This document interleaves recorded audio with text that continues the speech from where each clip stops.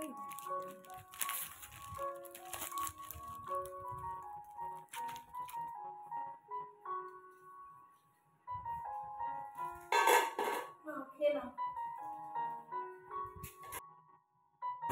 Friends, welcome to the channel. আশা করি তোমরা ভালো আছো এবং সুস্থ আছো। দেখো কীরকম বাঘাকে খেতে দিচ্ছি। এরকমভাবে বলে বলে খাওয়াতে হয়, এই খা না, খাও না, খা না, এরকম বলতে হয়। আর পালিজি দিয়েছি ওকে, পালিজি দিই, আবার মাঝে মাঝে মেরিও দিই। তো পালিজি দিলাম, আর ওই দেখো চারদিকটা দেখবে, তারপরে আস্তে আস্তে খাবে। বিস্কুট দিলে ওই রকমই করে। খেয়ে নাও, খেয়ে নাও, আবার ওদিকে তাকানো কেন?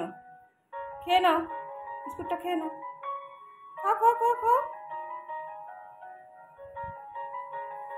চারিদিকে দেখে তারপরে খাবে। আগে তো সকালবেলা কোনো খাবার দাবার দিলে না পড়েই থাকতো, খেত না। তারপরে এই কদিন আগে তো ডাক্তারখানায় নিয়ে গেলাম ডাক্তার ওষুধ দিতে। এখন ওই বললে ওই বিস্কুট না হয়তো একটু কেক দিলাম। সকালবেলা হালকাই খায়, ওইগুলোই খায়। আর দুপুরবেলা তো ভাত আছে। চ্যানেলে তোমাদেরকে জানাই অনেক অনেক স্বাগত, ভালোবাসা।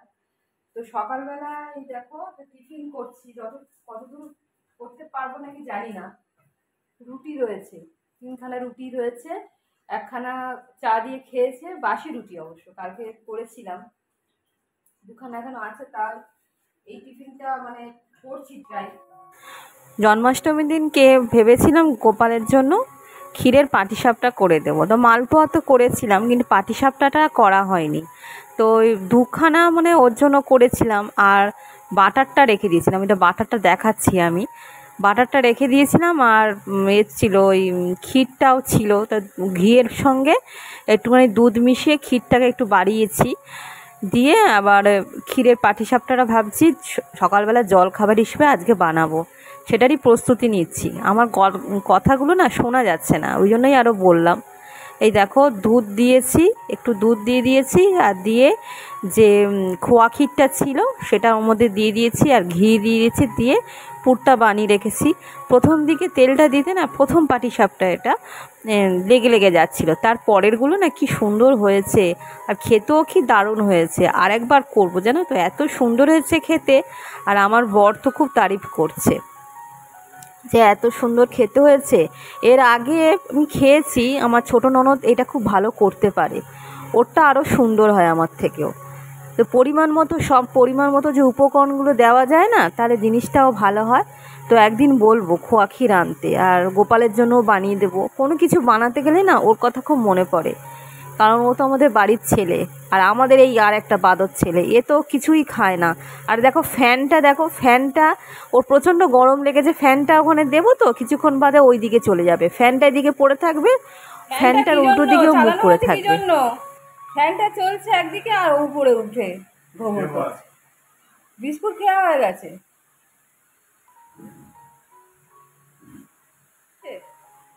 খেতে কেমন হয়েছে?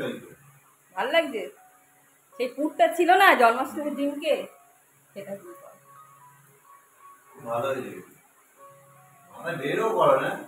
ঝোলা গুড় হলে আরো সুন্দর লাগে না? ঝোলা গুড় থাকলে সর্দি তো করতো।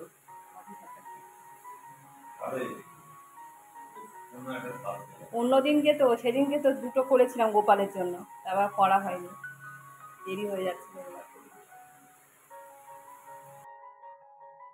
আমার বর কি বললো দেখলে, যে মাথা থেকে বেরও করো বলো, কিন্তু মাথা থেকে এটা বের করার কিছুই নেই।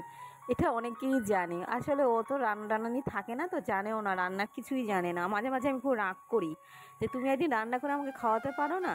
সেই কত বছর হয়ে গেল বিয়ের পর থেকে নিজেই রান্না করি, আর মা তো মাঝে মধ্যে খাবার পাঠিয়ে দেয়। তারপরে ছোটো ননদ তো আসতো, রান্নাবান্না করে আগে নিয়ে আসতো, এখন তো আসে না অনেক দিন। তারপরে দেখো ঘরের কাজকর্মের মধ্যে দিয়ে জানলাটাও পরিষ্কার করছি। এই মাঝে মাঝে এগুলো না পরিষ্কার করলে হয় না।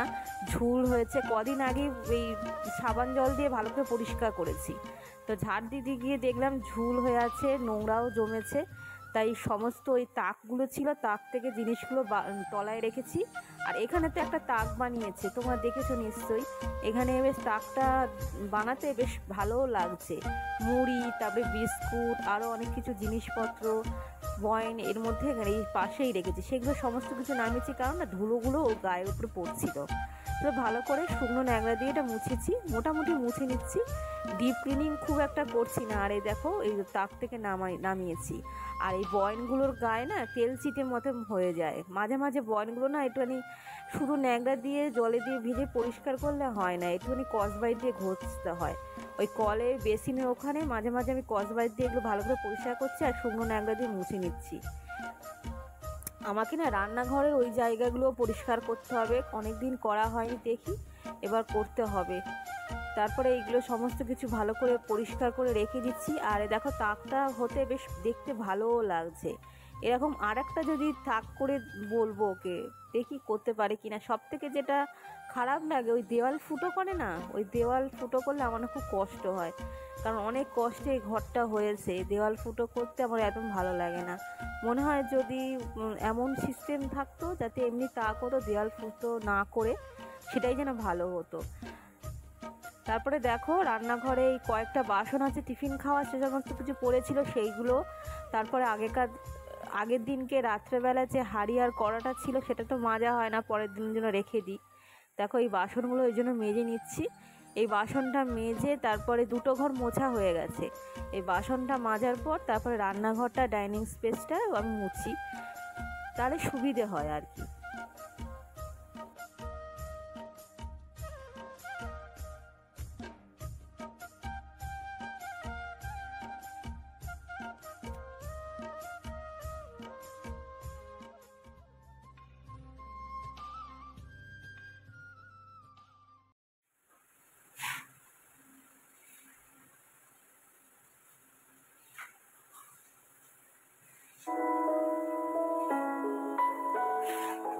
বন্ধুরা এই দেখো বাঘা ওখানে বসে, ওই দেখো ঘরের মধ্যে বসে আছে আর ফ্যান চলছে এইদিকে।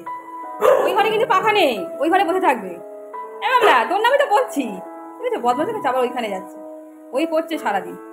ঘরটা মুছে নি, দুটো ঘর মোছা হয়ে গেছে, বারান্দাটা মুছছি।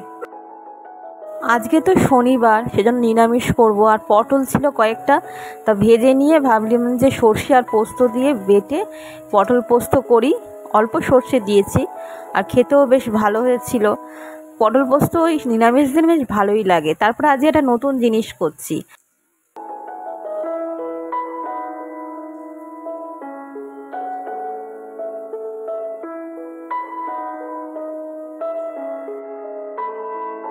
প্রতিদিনকার আর ডাল ভালো লাগে না, তাই আজকে ভাবলাম একটু অন্য প্রসেসে অন্য কিছু খাওয়া যাক। তাই সোয়াবিন দিয়ে আলু দিয়ে তরকারি তো প্রায়ই খাই, আজকে একটা নতুন রেসিপি করছি। সোয়াবিনটাকে মিক্সিতে একটুখানি বেটে নিয়েছি, মানে মিক্স করে নিয়েছি। তার মধ্যে সমস্ত মশলা, হলুদ, নুন, মিষ্টি, তারপরে ভাজা মশলা যা লাগে, একটু ঘিও দিয়েছি। আর এইটা দিয়েছি বেসন আর একটুখানি আটার গুঁড়ো। এটা হচ্ছে আমার বাবার একটা নতুন পদ্ধতি, মানে বাবাকে বলেছিলাম দিতে দিতে আটা দিতে, আর কি ভুল করে না বেসন দিয়ে দিচ্ছে, তার মধ্যে একটু আটাও আছে। সেটা আর ফেলিনি, সেটা ভাবছি যে ভাজাভুজি করলে বা বড়াটরা করলে দিয়ে দেবো। বেশ ভালোই খেতে হয়েছিল। দেখো মুইঠা আজকে করছি, সোয়াবিনের মুইঠা, এটা নতুন প্রসেসের রান্না। তো এর আগে আমি জানি এটা কিভাবে করতে হয়, কিন্তু এর আগে করিনি, তাই ভাবলাম যে আজকে একটুখানি করি। যদিও সোয়াবিন মুইঠাতে একটু তেল একটু বেশি লাগে, কিন্তু কিছু করার নেই, খেতে তো হবে। আজকে একটা নিরামিষ, একদিন যদি খাই কোনো ক্ষতি নেই, বলো?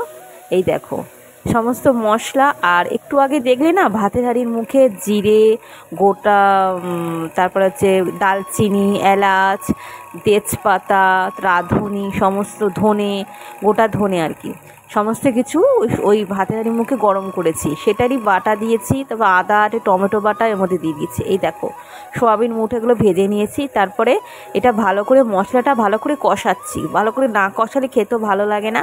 আর নিরামিষ দিনে দেখবে পেঁয়াজ রসুন তো পড়ে না, সেজন্য এই বাটা মশলা একটুখানি ভালো করে দিতে হয়। দিয়ে দেখো আলু দিয়েছি, আলুগুলো একটুখানি সেদ্ধ করে নিচ্ছি প্রেশারে, যাতে ভালো মতন খেতে হয়। তারপরে লাস্টে নামানোর আগে মুইঠাগুলো দিয়েছি, এমনভাবে দিয়েছি যাতে মুইঠাগুলো না ভেঙে যায়, বেশি ফোটালে আবার ভেঙে যাবে। তারপরে একটুখানি সামান্য উপর থেকে ঘি ছড়িয়ে দিয়েছি। এই দেখো, তারপর আর দেখাইনি। এটা হচ্ছে পুরো সন্ধেবেলা। বাবা একটুখানি গিয়েছিল, আর আমার এক আত্মীয় বলতে আমার পিসিমশাই মারা গেছে। তো বাবা ওই কাজের ওইখানে ঘাটে তুলতে, মানে মামা হয় যেহেতু, ওখানে গেছিলো আর বাড়িতে গেছিলো। মা একটুখানি বেরিয়েছে, এরা দোকানে গেছে সামনে। তো বাবাকে বললাম, বাবা বসো, আমি চা করি। মা এক্ষুনি আসবে, মাও এখানে আসবে, সেজন্য চা করছি, তো দিচ্ছি। আর বিভিন্ন রকম গল্প করছি বাবার সঙ্গে। সে আবার কি করেছে, 5-6টা ইলিশ মাছও দিয়ে দিয়েছে তার সঙ্গে। 500 টাকার মতো হয়েছে টাকা। দেয়নি, ওই দেবে, নেয়নি, বলেছে তুই রুই মাছ দিবি। সে আবার কি করেছে, যার কাছে নেয় বাকি করে নিয়েছে। রুই মাছের সঙ্গে বলে এই গাছে কটা ইলিশ মাছ, এটা নিয়ে যাও। 5-6টা ইলিশ মাছও দিয়ে দিয়েছে সঙ্গে। কালকে এনেছি। হ্যাঁ হ্যাঁ হ্যাঁ, ইলিশ মাছের দামটা ধরে দিয়েছে। এবার খাবি? বিস্কুট খুলছি, হাঁ করে দেখছি। খাবি বিস্কুট? হ্যাঁ খাবি?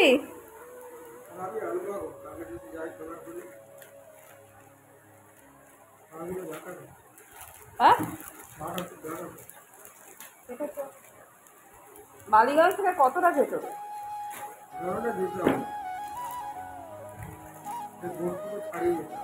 বাবা যেখানে গিয়েছিল, কীরকম পরিস্থিতি, তারপরে কত দূর, সেসব ঠিকানা, এসব নিয়ে কথা বলছিলাম। আর বাবাকে একটু বাবার চা খাওয়া হয়ে গেছে। আমি একটু মুড়ি আর ঝুরি ভাজা, এই সন্ধ্যেবেলার টাইমটা আমি একটুখানি খাই, হালকা টিফিনই করি। এই খেতে খেতে সেটাই গল্প করছিলাম। আর বিস্কুটটা এনেছিল না, ওই বিস্কুটটা কিছুটা আমি ঢেকলে রাখলাম বয়নে, আর কিছুটা হচ্ছে পাঠিয়ে দিলাম, মা খাবে বলেছিল, ফোন করে জানিয়েছিল যে বিস্কুটটা খাবে। তারপর দুজনে মিলে কিছুক্ষণ বসেছিল, একটু গল্প করলাম, তবে চা করে দিলাম। আর চা তো করেছে অনেকটা, জানি মা আসবে। আর আমার হাতে চা খেতে খুব ভালোবাসে। ভালোই হলো, বাড়িতে গিয়ে চা করতে হবে না। তো দেখো, এবার দুজনে মিলে বাড়ি চলে যাচ্ছে। মাঝে মাঝে এরকম আসে সন্ধেবেলা, মা তো আসে, মা আসে, বাবা এই সময়টা আসে না, বাবা দোকানে বসে। তো আজকে দোকানটা বন্ধ রেখেছে, যেহেতু গেছিলো একটা কাজে, সেজন্য আজকে দোকানটা বন্ধ রেখেছে। তারপরে বাঘা ওখানে বাইরে ঘুরি করছিল। আমি বললাম যে চল বাড়ি চল, একটু খেপিয়ে দিচ্ছি। আর দেখুন কীরকম রেগে যাচ্ছে আমার উপরে।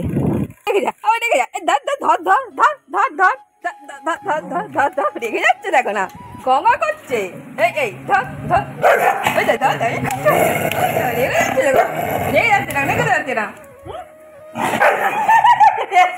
কিন্তু দর্শকরা দেখছে, কিন্তু পাতামো বার করে দেবো। ঠিক আছে, কারণ বদমাশি করছে। এখানে এখানে এখানে এখানে এখানে কি হয়েছে, খেপাটে কুকুর হয়ে গেছি, খেপাটে কুকুর হয়ে গেছে। যাও যাও, বিস্কুট খাও, যাও যাও যাও, চলে যাচ্ছি আমি। তুই আমার কারণে রেগে যাচ্ছিস তো? থাকো থাকো, একা একা থাকো, চলো, আমি একা একা থাকো, চলে যাচ্ছি, চলে যাচ্ছি, আমি চলে যাচ্ছি। তা থাকবে না একা একা, থাকবে না। এখন পুরো 10:30 বাজে, বাংলা খেতে দেব। আর আমি হচ্ছে একটু ভাত বসিয়েছি। ভাত তো ওবেলাতে গরম করে খেয়েছিলাম, ভাত ছিল না, ভাত বসিয়েছি। আর এখানে কুমড়ো আলু একটা তরকারি করছি। আর 2 রকম তরকারি এখানে আছে। তো যেহেতু নিরামিষ, কি করবো, কুমড়ো ভেবেছিলাম কালো জিরে দিয়ে দিয়ে করবো, ছেঁচকি করবো। থাক, আলু দিয়ে একটু ভাজা করি। আর ডালের মাংস আছে। এই হচ্ছে কুমড়ো আলু পাঁচফোড়ন দিয়ে কাঁচা লঙ্কা দিয়ে ছেঁচকি করছি, যাতে খাওয়া যায়। আর থাকলে কালকে রুটি দিয়েও খাওয়া যাবে।